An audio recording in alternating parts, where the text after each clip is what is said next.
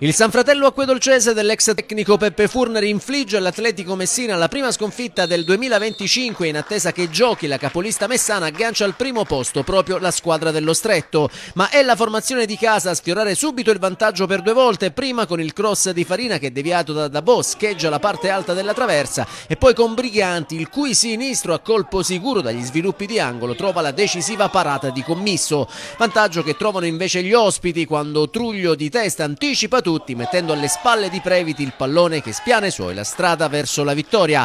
Ma è una gioia che dura poco per i biancoverdi, infatti pochi minuti più tardi Liotta, ben servito in aria da Calapai, batte Commisso col destro ristabilendo la parità e firmando così il suo primo centro in campionato. L'Atletico ci crede ma il sinistro di Guglielmo subito dopo non centra lo specchio della porta. Bersaglio che sul ribaltamento di fronte non trova nemmeno la squadra di Furnari con Calabrese che di testa manda alto il cross di Zingales. I biancoverdi però fanno centro subito dopo quando Caracò dagli sviluppi di corner non perdona Previti col destro facendo così Atletico Messina 1, Sanfratello acquedolcese 2 per il classe 2003, si tratta della quarta rete in campionato. Gli ospiti tentano di chiudere i conti ma prima è la difesa locale a murare il destro di Caroccio, mentre la successiva conclusione di Calabrese si perde larga non di molto. Nella ripresa l'Atletico vuole il pareggio che non arriva solo per la decisiva parata di Commisso su Liotta. Poi però gli ospiti tornano a spingere dopo il sinistro ravvicinato di Caroccio che sfiora di poco il palo.